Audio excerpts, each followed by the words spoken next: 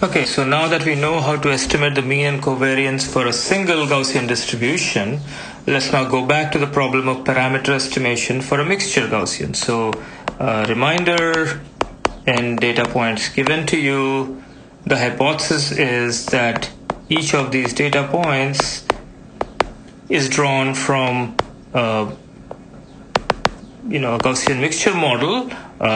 So the density is given by select a mixture component with probability pi k, and then there's a Gaussian density with mean mk and covariance ck, and you are trying to estimate theta, which is the collection of all the pi k's, the component probabilities, and the means and covariances over all the capital K components. Remember that the probabilities, component probabilities, are non-negative and they sum to 1, right?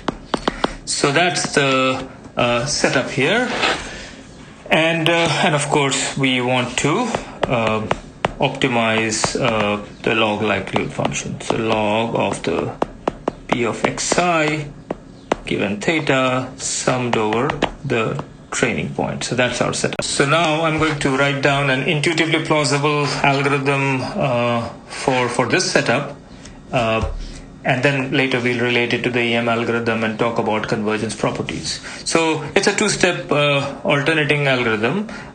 So it starts as follows. So suppose you are given some estimate of the mixture parameters. So given an estimate of the mixture parameters theta, there is this so-called assignment step, which says for each training point, find the posterior probability that it belongs to the kth component. So p of k given xi is the probability of, think of it as sort of a hypothesis testing problem between the various components based on the observation xi. So what is that? It's given by Bayes' rule. The probability of component k times the probability of xi given the component k divided by the unconditional probability of xi, right? That's what Bayes' rule tells us, and of course we can plug in all these things. Let me change pen color. This guy is just a sum of the numerator terms like that. You just sort of average out across components, and I'm going to plug in the Gaussian density just for completeness. So what we have is, I'm going to write down the assignment step as pi k Gaussian with parameters mk, ck, that's the numerator, and then summation over all the components, pi j n of x, that's a normalization term, that, and of course you do this for all the components, and of course they are designed so that they sum to 1, and you do this for each training point. So for each I equals 1 through n. So you do these soft assignments of the training points to these various components. So unlike k-means where you're doing hard assignments, here you're doing soft assignments to each component. And now, just like in k-means, we have an update step where now that the assignments are done, we're going to update the parameters. So the update step is, I'm going to update the means and covariances and the component probabilities, right? That's what I'm going to do. So how do I update the mean for component k? I'm going to do it for each of the components. So component little k, well, I have the weight that the ith data point provides to this component is this posterior probability times the ith data point, and I'm sort of averaging across, I'm summing across the data points, and of course basically it's a weighted summation of the data points, and of course I have to divide by the sum of the weights to make sure everything works out. So remember that these probability of k given xi sums up to 1 over k, but not over I, right? Basically, the pk given xi sum up to 1 over the components for each training point, and what we are doing now is sort of averaging across training points using these as weights. So let me just change pen colors and show. This guy can be thought of as the effective number of points in component k in some way. Very roughly, I can think of it that way, right? Now, I will also update the covariance in exactly the same way. I will just take a cue from what we had for a pure Gaussian density and say, well, now my weight for the kth guy that I'm updating is pk given xi, and then I just have the same xi minus mk transpose business there, and I have to divide by the effective number of data points, which is basically the sum of these weights, p of k given xi, right?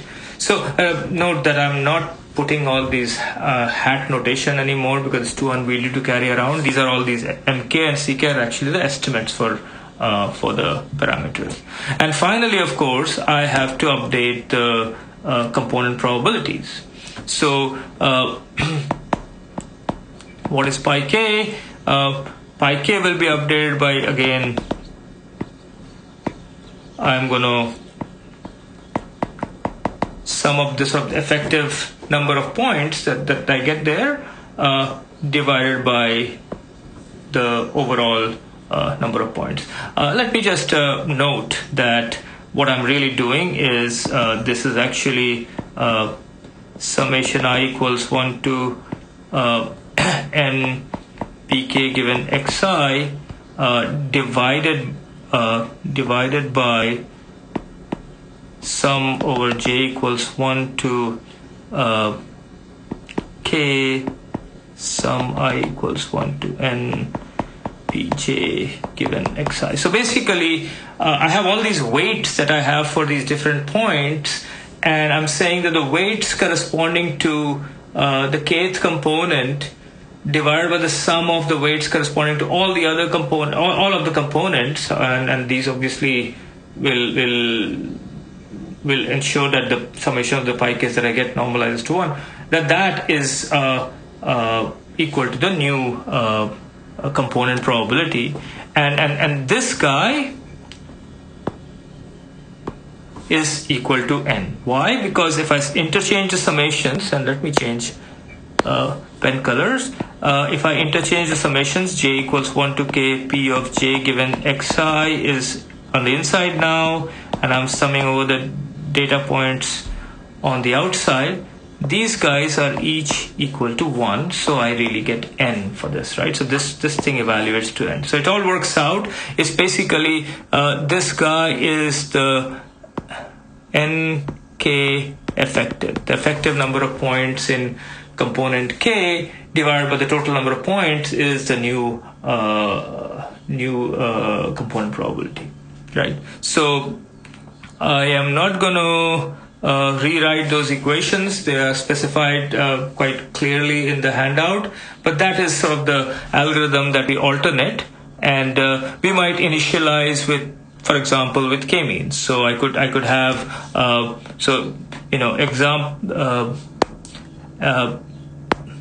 so an example initialization is k-means. So k-means, what will it give you? It will give you the mk. I could compute the ck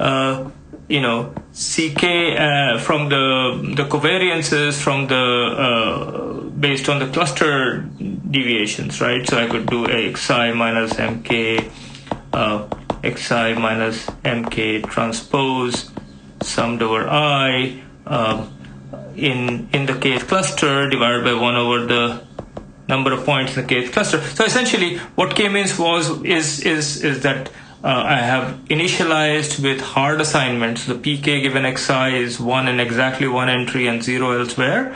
I can then start sort of essentially do the update step to compute the ck's and the pi k's. The pi k's will just be my number of points in the kth cluster divided by n. So these are sort of special cases of the an update step, right? Because my assignment step was a hard assignment. So we could do that and then keep going in a softer way after that, right? So that's the algorithm, and that's enough information for implementing these ideas and playing around with them. But why they make sense in a broader context is what we're going to talk about next.